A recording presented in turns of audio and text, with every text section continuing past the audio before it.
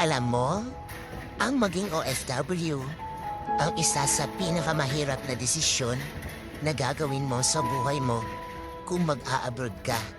Dahil kailangan mong mangibang bansa para sa pamilya mo. Sobrang mahirap mawalay sa pamilya kung alam niyo lang. Bawat minuto, bawat oras, bawat araw at bawat taon na hindi mo sila nakakasama. Lahat yan ay titiisin para lang mabigyan sila ng buhay na masagana. 25? Kahit ang kapalit nito ay ilang taon na pagkakawalay sa kanila.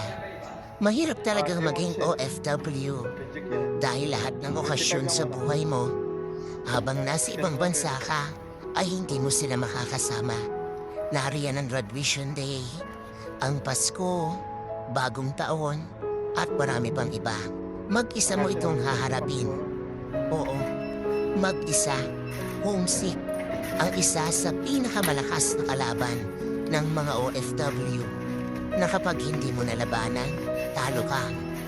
Kailangan pag nasa ibang bansa ka, may baon kang 1 toneladang pasensya at gabundok malakas ng loob. Dahil lahat ng laban dito